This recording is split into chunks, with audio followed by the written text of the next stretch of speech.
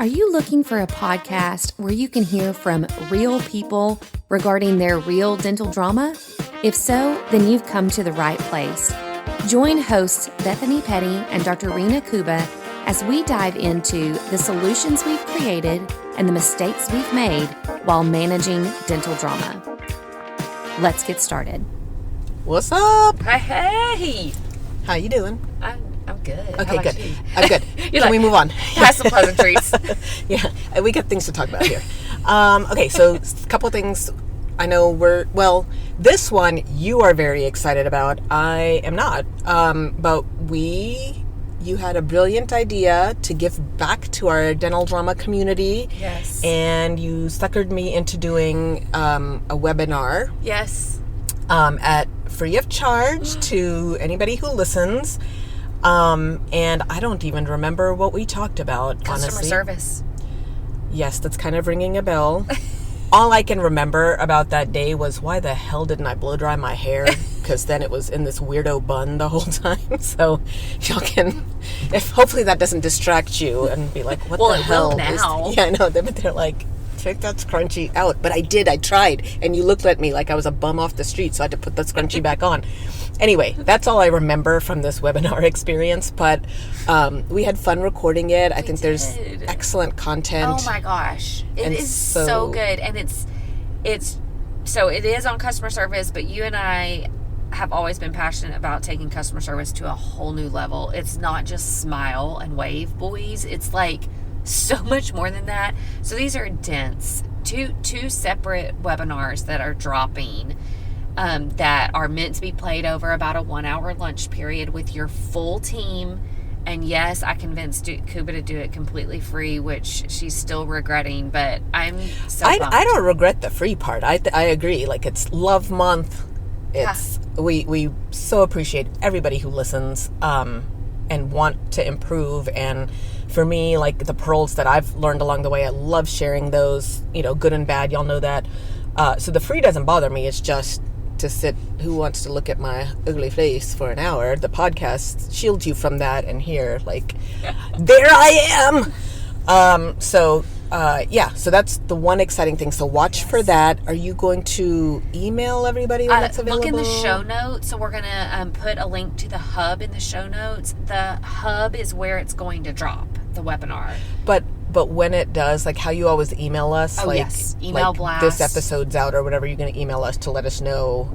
I'm sure it'll have a thing that we can click to take us to it. Yes, it will. Okay. But this is a good reminder to listeners, if you're not, so we've got our paid subscribers that get all kinds of amazing content, but we also have free subscribers that just get announcements and things like that. So when the webinar drops, if you're a free subscriber, you'll get all of the email blast announcements. If you're not yet a free subscriber, you need to go and at least become a free subscriber so that you know about these things when they drop.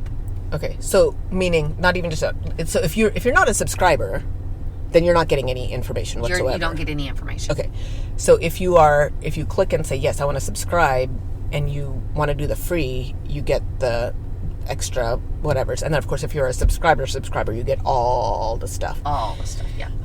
Okay, so that was one announcement. The other one was we want to thank you guys. I don't even remember who suggested it, but I feel like the demand was there, and we were like, why didn't we think of that? And so here we are, and we are going to be announcing, I think we're going to do 2 dates for this year, because the crash course is filling up and blah, blah, blah. Anyway, where we're going to do kind of like a leadership day. Yes. And we're going to try to schedule 2 days. So if crash course isn't something you've been able to work out the logistics with your team and when and all of that, because I think that's the biggest pushback not pushback, but people are like, this is the roadblock as to where, like, I want to schedule a crash course. But so we understand that, but if you're like, okay, let me do smaller doses, and so leadership topics today, we're going to kind of hit one aspect, one piece of leadership challenges. But if you end up being one that you're listening to this and you're like, oh shoot, I'm the problem, that's who they're talking about. Like, you're the one who is creating this unknown tension for your team, or maybe it's known, maybe you're doing it on purpose, I don't know. But in any case, if you're like, shoot, that's maybe me, I need to figure out how to be a better leader, this is for you. Yes. So we have had a lot of people asking about it in random ways, and then it was whoever was like, I wish y'all did a day of this, and we were like, oh, we can do that. We can do that. Crash course is a little harder because it's 2 days, and it's a lot of prep because it is completely customized to your team. So there's some homework you have to do to give us information, and there's a lot of things we need to do to get ready to be able to hit the ground running. Thank you. And so crash courses is a little different beast.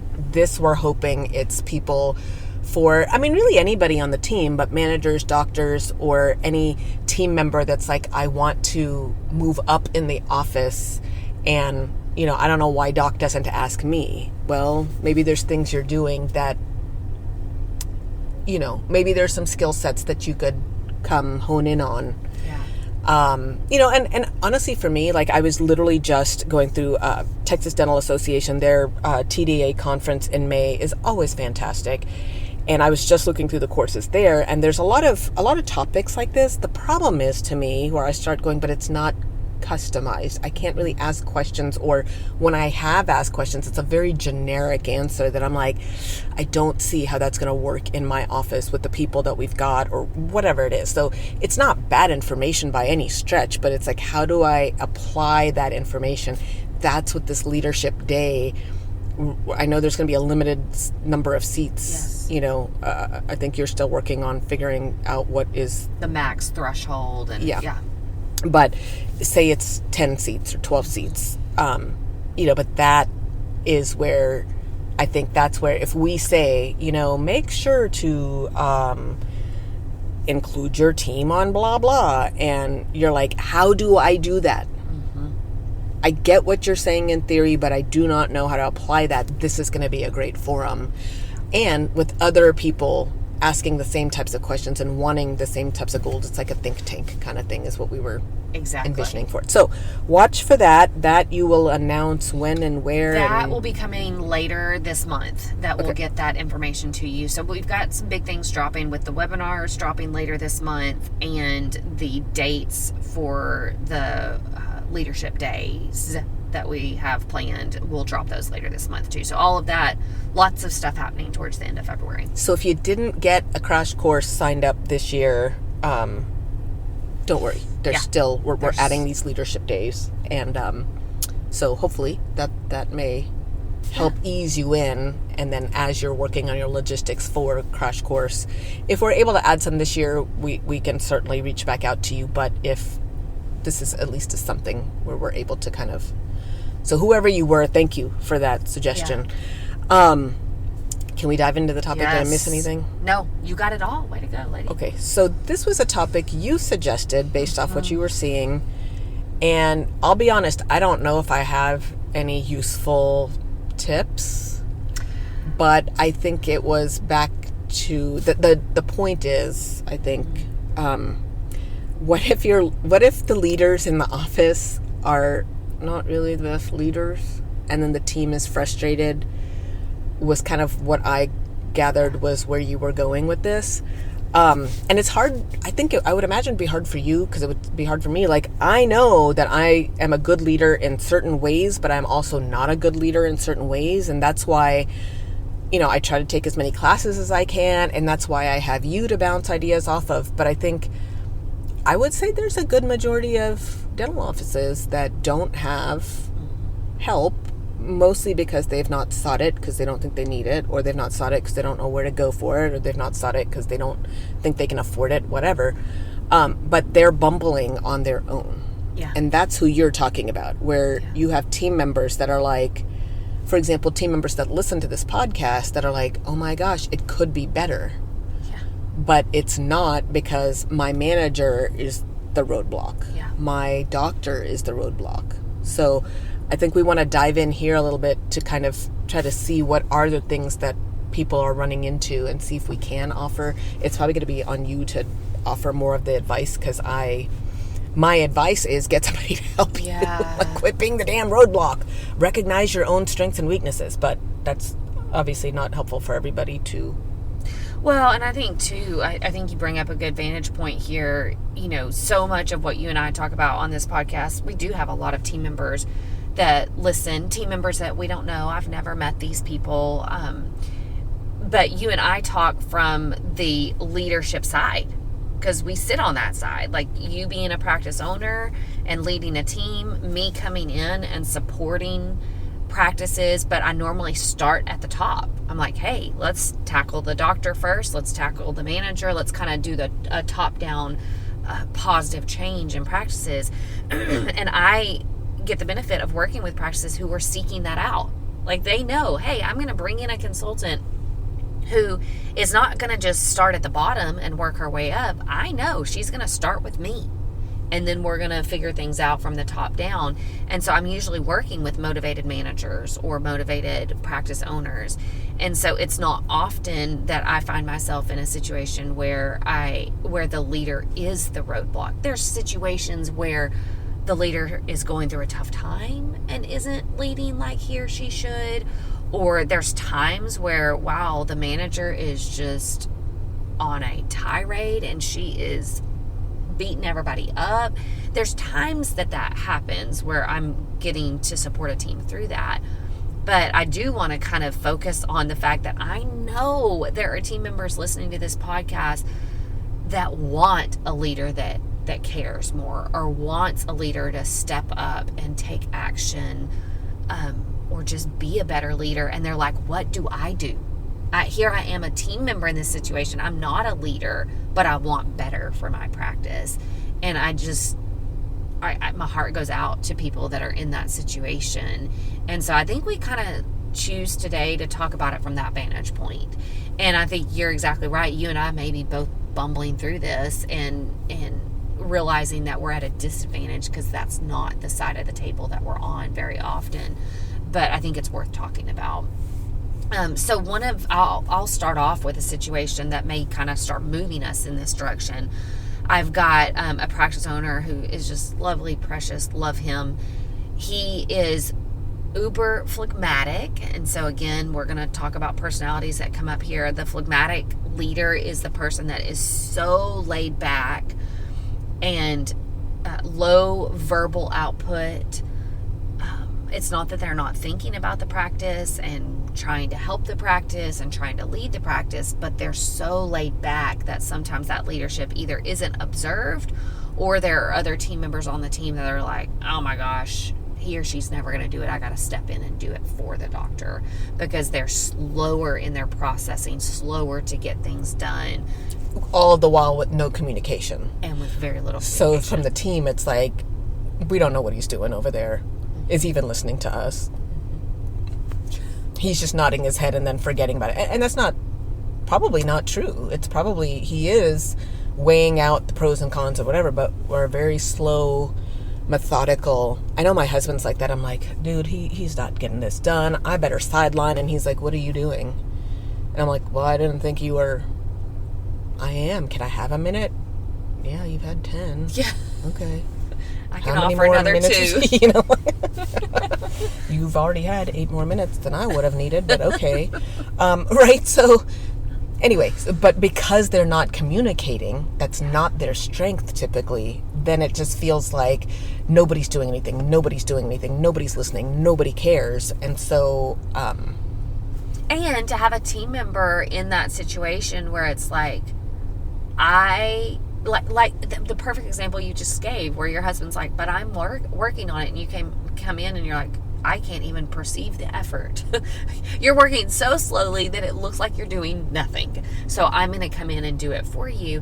And I think that happens a lot with our super laid back leaders, where they oftentimes are attracted to the opposite personality.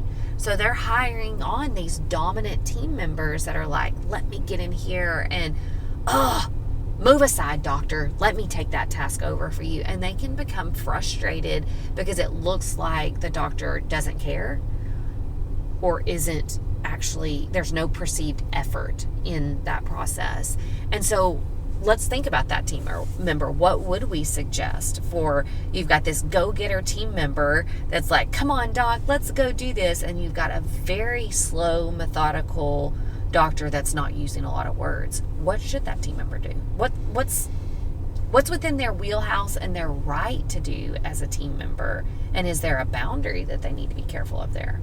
Absolutely, because ultimately it is that doctor's business. It is their money on the line. It is their reputation on the line. It is their whatever. So ultimately they are the one who has to make that decision, whatever the decision is. I guess to me, it depends. Are we talking about like, hey, we've been wanting cassettes for a while?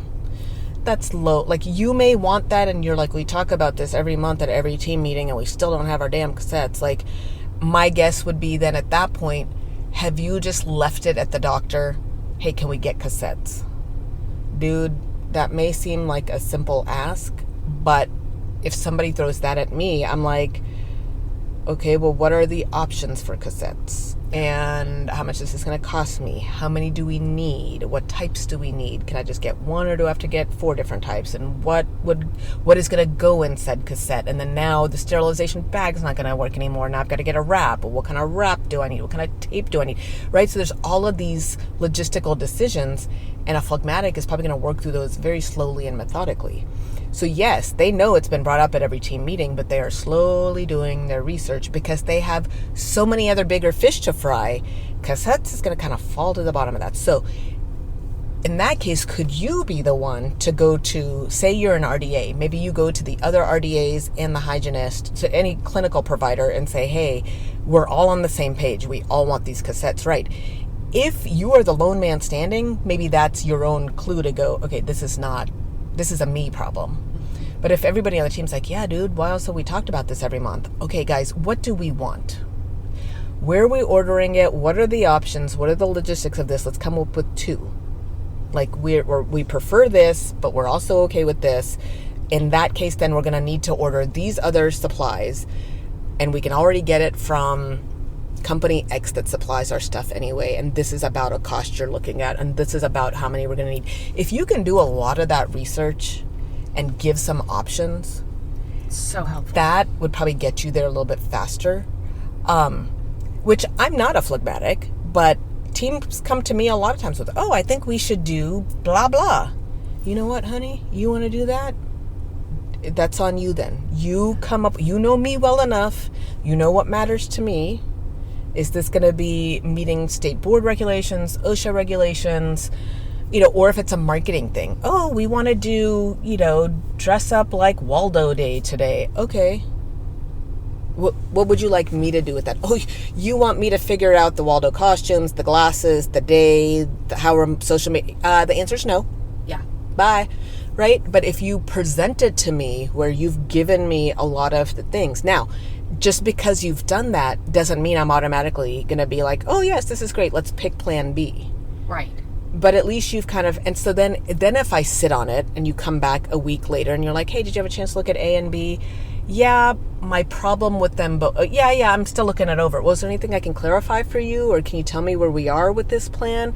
Well, what I didn't like about either plan is, yes, you gave me the cost. Yes, you gave me the costume pieces, but I still don't know logistically when that makes sense, because the days you've proposed don't make sense with this. Or, you know what, I hate Waldo. It's really hard for me to get behind that. Can we come up with something else? Yeah, we can.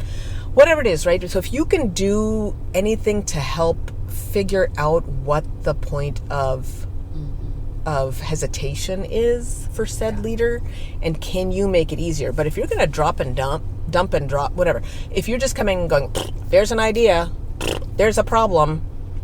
I mean, so for me, get in line. Yeah. You know what I mean? Like, because we also, just like you, have home lives, and we're problem solving when we get home too. Yeah. For our kids and our spouses and our parents and our whatever. And now you want me to think about the cassettes you wanted last month. I'm sorry. That is not at the top of my priority list. You want to make it easy for me? You do the digging around and researching. Mm-hmm. And it's funny for me how many projects go by the wayside, either because the team then is not as passionate as they thought they were about something, or they're really incapable of digging through And I'm like, okay, but if that means you're incapable, that means it's a lot more workload for me. And I don't want that workload. I'm not that passionate about cassettes. So right. Problem solved. So you gotta put your money where your mouth is. Like, you gotta be able to put yourself in Doc's shoes to go, what am I really asking for? And if I can't figure out these details, like, I think the one year where a team member wanted us to do a trunk or treat. Okay, what is that gonna mean? Mm-hmm. Whose car? What props? Who's bringing the table? What are we taking? Are we taking business cards? Are we taking stickers? Are we taking candy? Are we taking toothbrushes? Who's gonna work it? How many hours do I have to pay these people?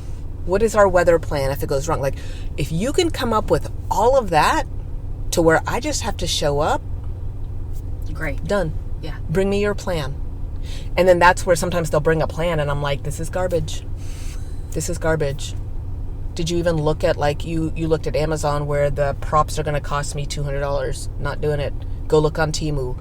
Go to Dollar Tree. Yeah. Like, whatever. Like, this is not a useful plan. Right. And then the other times it's like, damn, you thought of everything. Yep, let's proceed. This is worth it. So I guess that would be, I don't know if that hits some of the complaints you've talked about, but I think. Totally. I think there's so many key takeaways from that. Number one, I think it's so critical to actually put some thought into your suggestions before you make them. Your example of the cassette, such a good example of, rather than just every team meeting we're like, hey doc, don't forget, we need those cassettes. Hey doctor, cassettes. If we've got a practice owner that, first of all, is slower in decision making, is thinking about lots of things, and cassettes falls to the bottom of the pack, especially if it's a phlegmatic leader, they oftentimes they won't ever say, hey, yes, I really do want to make progress on the cassettes, but I don't have time to think about it. Can y'all go do the research? They're not one to punt back the responsibility. As a matter of fact, phlegmatics are peacekeepers. They are peaceful people that are very accommodating in nature. And when their team member keeps saying cassette, they feel the pressure to do something about that. But they can also feel overwhelmed with all the steps required to actually get to the point of ordering the cassettes. So they're, first of all, not going to speak up and say, yes, I need to get that done. Hey, hygienist, can you please go get me 2 options on cassettes? They're not going to do that because they're low communication. They're going to feel bad that their team needs cassettes and that they feel overwhelmed by the decision and that other things keep taking its place. So your suggestion of, hey, tell doctor, hey, we do need cassettes. I'm going to go and do the research and get the pricing, and I'll bring next week to our meeting, I'm going to bring the 2 options to you. That way it narrows it down for you. Then I would say one added thing that you may not have mentioned in yours, but I think is a good thing to go. Once you present those options, then ask the doctor, hey doctor, what's an appropriate amount of time for me to follow back up with you on this? Love that. Could it be next week? Is next week a good timeline for you? And doctor may say, you know what? No, this week's crazy with my daughter's birthday. I'm not going to have time to worry about it. Let's do 2 weeks from now. Great. I'll put that on my calendar and I'll make sure to follow up with you. One thing that I think is really helpful for phlegmatic owners or managers as well, is to actually schedule time on the calendar. It can be 20 minutes. It does not have to be long. It does not need to be over a lunch break. Unfortunately, I wouldn't recommend that with a phlegmatic owner. I would say maybe right after lunch is ideal, right before lunch, end of the day, one time a week. That is their access point where team members know, oh, this is doctor's administrative time. I know that anything that I was supposed to follow up with him about needs to happen in that time. And then the phlegmatic doctor knows I'm going to have team members approaching me during this 20-30 minutes that I blocked off on my schedule, because this is my get it done time. This is where I need to make decisions. So the phlegmatic can power up for that. If they're having to make lots of decisions throughout the week, it can overwhelm and exhaust them very quickly. If they know I've got to power up for 30 minutes on Wednesday afternoon right after lunch, and that's when all my team members are coming to me, they can be mentally prepared for that. And cassettes, for example, if that team member says, hey, doctor, is it better to approach you next Wednesday on this or the Wednesday after that? And doctor says the Wednesday after that. They know I'm coming to doctor at that time for a decision. So I think that would be added support for a team member. And I think, so doing your homework, whether it's looking at the cost and the style and the where and the how many for cassettes, right? But there's other things too that, I don't have a specific example, but it's like, have you done your due diligence? Some of the things that I am always like, where I'm like, is this a you thing? Or is this a team-wide? Does the team feel this way? Or am I going to spend a lot of time and effort on something that only 2 of you are interested in, and the rest of the team is like, why the hell are we moving to cassettes? Yeah. So I think, especially if I seem to be moving slow on something, my team knows usually if I'm moving slow, it's one of 2 things. It's either I forgot or I don't like it. Something about it is making me pause, because otherwise I'm a pretty quick decision maker. So if I'm dragging my feet, so can you do your due diligence to be like, I bet you anything Kuba's being slow on this because she thinks that XYZ is going to have a hard time with this. So go to XYZ yourself. Yeah. Hey, ladies, do y'all have a problem with this? We don't care. Okay, great. Well, that way I can let Kuba know that nobody cares. Yeah. Everybody's in sync with this. But you have to be honest about that. It's not like you say, like, you could, because Kuba will go check. Yeah. If I'm like, ain't no way that Sally's okay with that. Sally, did you say you were okay with that? Yeah, I said I was okay with that. Really? Yeah, because blah, blah, blah, blah. Okay. All right, then. Sorry, I'm the roadblock. Y'all carry on. Let me get out of the way. But if Sally's like, what are you talking about? That's a whole nother problem. Mm-hmm. You just lied to me to get your way. That's a whole nother, we have a problem. So there are things that, because my manager and I work well with each other like that, where if I am being the roadblock and the team's like, dude, we've already asked her twice. And then she can come to me or she can email me and be like, hello, did you forget? What are you doing? What can I do to help assist you with this? Right. So I guess to some of those team members that are feeling frustrated by their doctor or their manager, certainly not, this is going to make it sound like I'm recommending like band together, but I think it's important to keep an open mind and get a feel and pulse for the whole office. Are you really advocating for something that benefits you, or does it really benefit the team and the practice? Right. So that's one thing you got to start with. And if you're like, no, this benefits the practice, then I think those are some things that where you've got to figure out and go, is doctor not phlegmatic? Are they just quick to shoot everything down? Right. So are they cheap? Yeah. Where you're like, we need to, let's say we've got a cheap doctor, because I think that's probably the case a lot of the time. Yeah. Is they're too cheap, and you're like, dude, we really, for example, I think this is a federal thing, right? Where HIPAA laws just changed, so the privacy notice, God bless. So now we've got to, I skimmed over it. We got to revise our policies and get new signatures, blah, blah, blah. Yeah. It's just beyond tedious and beyond me going, I don't give a beep about this at all. I know. But it's a state mandated or a federally mandated thing. So now, like, it was in our TDA newsletter, like, this takes effect February, blah, blah. I'm like, well, that gives us like a week or so. So we have to make these changes. Now, for me, that's stifled. Like, my heart rate immediately goes up. I'm like, what are you asking me to do? What are the steps so I am compliant? What do you mean I need to change this on my website? I got to get all my patients to re-sign this HIPAA. Like, am I printing this? Am I putting this on tablets? How am I going to make sure my team is getting this on every family? Is it a family thing? Like, do I need to get one on every kid? Like, oh my God, there are so many damn logistics to this stupid federal mandate. And I don't want to deal with this. Yeah. So, but I'm going to get myself in trouble if I don't, right? So, thank God I pay for a compliance company. Damned if he didn't send out, I'm going to name him. Yeah. Tink, love you, dude. The tooth cop, thank you for what you do. Before I even knew this is a thing, because he sent us an email before TDA even sent us an email. He was like, hey, clients, this just happened. And he had some background that I skimmed. I'm like, okay, blah, blah, blah, blah, blah. And at the bottom in bold bullet points, he had, this is what you need to do. Yeah. Step by step. Thank you, God. Yes. Tink, whatever your name is, thank you. Right. For you are an angel on earth for making this easy for me, because my panic button was going, I don't know what the hell I need to do. And it seems like there's a lot of steps.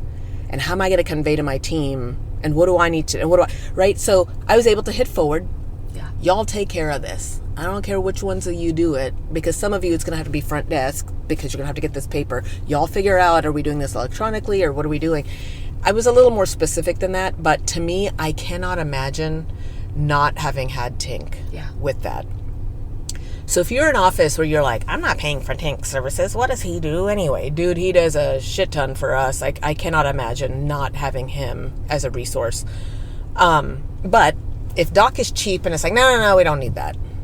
And you're kind of going, I don't want to be in an office where I get in trouble or lose my job because the office gets shut because we got a random OSHA audit, or Mary hates me and hates this practice and she's going to leave and whistleblow us to OSHA because she knows we didn't comply. But you just never know, right? And if you're sitting there and you're, just kind of as a RDA, as a hygienist, you're nervous that you're in this practice and Doc is too cheap to get resources. Yeah. I forgot where I was going. So what do you do with cheap Doc? Because again, it may be, to your point, maybe it's not the doctor that's just over analyzing everything and is super slow in decision making. Maybe it is somebody that is willfully like, I ain't doing that. No way, Sally. I'm not spending money on compliance. And in that particular case, I do think team members still have some options. To me, I think we don't relent. We are relentless with what we think is going to be best for the practice. Now, this is where you have to be careful that you're not relentless about cassettes because you're really passionate about that.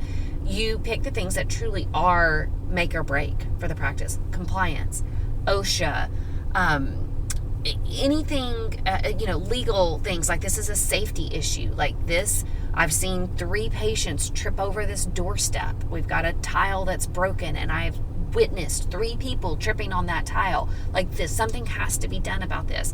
Things that you need to truly advocate for. Be relentless in that. Now, that doesn't mean badger the heck out of the doctor. It means professionally be relentless. Schedule time. Hey, Doc, I would love to have just 10 minutes of your lunch break tomorrow about an issue that I wanted to bring to your attention. Can I steal the first 10 minutes of your lunch break? And then do your homework. Don't come in and be like, Doc, this tile is it's ridiculous. It's got to go. No. Come with some facts to be like, okay, I want to let you know over this last week, I saw this patient trip on the tile, this patient, and this patient.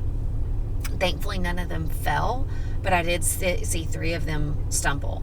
I did a little bit of research. It does look like it's going to cost this much to replace the tile. I reached out to a couple of handyman people that can replace the tile for us. Here's their names.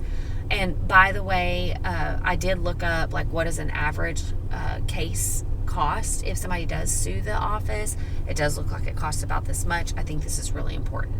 Just hit the facts, do your research. Maybe it is compliance. Like I really feel like we need a compliance company. Let me tell you why. Blah, blah, blah. Here it is. So come with those facts. Schedule time. Don't just bombard your doctor at the end of the day. Hey, Doc, on your way out, let me drop this really important piece of information. That way your doctor knows I've scheduled time. It's at a time that works for me, and I know something's coming. Now, is your doctor going to sweat it out between today and tomorrow? Absolutely. Are they going to be nervous about what you're bringing to their attention? Probably. And that's okay, as long as you are prepared. I apologize. I don't even have any water here. Oh, no. So, absolutely. And that too, like, I really want a compliance company. What does that mean? Yeah. So as doctor, I'm going to have to research compliance companies. Yeah. So I'm going to have to literally get onto Google and do that. Yeah. You know what? That's a skill set you have as well. Absolutely. It is not so. And then if you've looked up, give me some options. I don't want to meet with you. Yeah. I don't like that. Yeah. That doesn't work for me personally. I would rather you email me in a bullet-like fashion, like get to your point. Yeah. This is what I think. And or print said email and leave it on my desk on a big piece of paper. Yeah. So that you can see that that's coming. Now, if you catch me as I'm leaving the door and go, oh, hey, by the way, don't forget, you need to make a decision on the social media post. Please don't do that to me. Yeah. I want to punch you in the face when you do that. Yeah. I'm not doing it. Like, you just gave me more, right? Like, make it easy for me. And so you've got to figure out what that doctor likes and doesn't like. Such a great point. And I'm vocal about, if you want me to remember to do this, then you need to either hand it to me, and as you're handing it to me on this big Post-it, don't give me a little Post-it because it's going to go in my pocket, it's going to go in the washing machine. Put it on a big piece of paper that even if I fold up, by the time I take those pants off, I'm going to hear the crinkle, crinkle, and then I'm going to have to look at this. Yeah. And hand it to me and say, hey, here. Now, what are you doing on your end to either send me a reminder text or whatever it is, and help me help you get this done.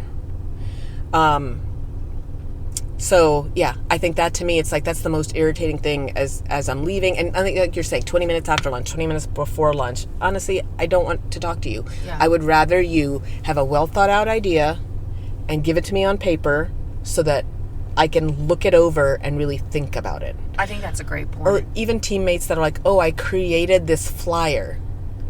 I'm old school. They know that. Please print it for me so I can see what it looks like, so I can mark up what I want to mark up on there, because that's easier for me to do. So I don't know if those are... That's great. I think that's great advice. And I think it's giving our team members that are listening... First of all, it gives advice for our leaders. Be aware. Are you this type of leader that's either super slow and your team's perceiving you don't care? Are you the type of leader that's being cheap? So it's advice for our leaders. Don't fall into those categories. But I think also more importantly for this, team members who are listening, if you've got these situations, and I know this is just the tip of the iceberg. I know there's so many other issues that can happen with leaders, but I think these are very tangible things that it doesn't mean that you're stifled to the point that you can't do something. You have the opportunity to make waves still in your practice, and you can do that in a way that's very helpful for your leadership, either doc or manager or both, and also is still professional. And I think those are really, really good tips for today. I would think the majority of leaders, and again, what do I know, right? Because I'm a person who seeks help, so I don't know. But to me, a majority of leaders really don't want to be the roadblock, but they're just, it's meant over too much mental stimulation and of an ask to get through any idea. Because we have to go through and think, is this going to be compliant? Is my accountant going to have a fit about me spending this? Is there, right? There's like all of these, well, yes, of course the RDAs want this, but the RDHs are going to have a fit about this. So there's a lot that we've got to go, how is this simple, small idea, but it is going to balance out in the world of things, or is it going to come back and blow up on me, right? And then there's others who are just like, I don't want to think about it. Yeah. I want to show up, I want to do my dentistry, I want it to be easy peasy, and I want to leave. So if you can do as much of the legwork as you can, and try to sort out, is your doctor cheap? So is what you're asking an expensive ask? Can you find resources that are at least, maybe it's not going to get you 100% there, but maybe it'll get you partially there to where you feel more comfortable that you are in a compliant office. Or do you have other people in the office that feel strongly about it, that they're better at research? But if you can figure out what the roadblock usually is for your doc or your manager, and then see, like, how can I work with that style? Yeah. Ultimately, if it's you, if you're the problem, maybe it's not the right environment for you. Yeah. But before you see yourself out the door, I think it's worth doing the due diligence to, if you're one who just is sitting there completely clueless going, well, I just don't know why nobody takes my ideas. Are your ideas dumb? Yeah. Are your ideas expensive? Are your ideas hard to execute? Yeah. So I think you got to look first at yourself and saying, what is my ask and how important is this? Yeah. And if you're like, no, this is important, I do think we should have this social media campaign, and I do think we should participate in this trunk or treat. Okay. Tell me why. Yeah. And what are you doing to make this happen? You're not just dumping at my door. Exactly. I agree completely. Take that responsibility seriously and do your due diligence and think broad picture, not just from your own vantage point, but for a team, for a practice, for the practice owner. Does it make sense for all parties involved? Because I think the self-serving ideas are the ones that will definitely fall flat in this. It's got to be something that actually makes sense for the whole in order to be able to be digested by leadership. So, yeah, I love it. Great topic. Thank you for working through the cough to get through this great content. I'm not talking right now for fear of coughing, so let's wrap this up. Thanks for joining the conversation today. We hope that you are comforted in knowing that you are not alone, but we also hope that you're walking away with some really great tips and tricks to try in your practice. We value your feedback, so please take a few moments to rate and review the podcast. Finally, we want to make sure that we're covering the topics that matter to you. So track us down on Facebook, Instagram, and Twitter, and let us know what topics you want us to cover. As always, please know that we are rooting for you today as you manage your dental drama.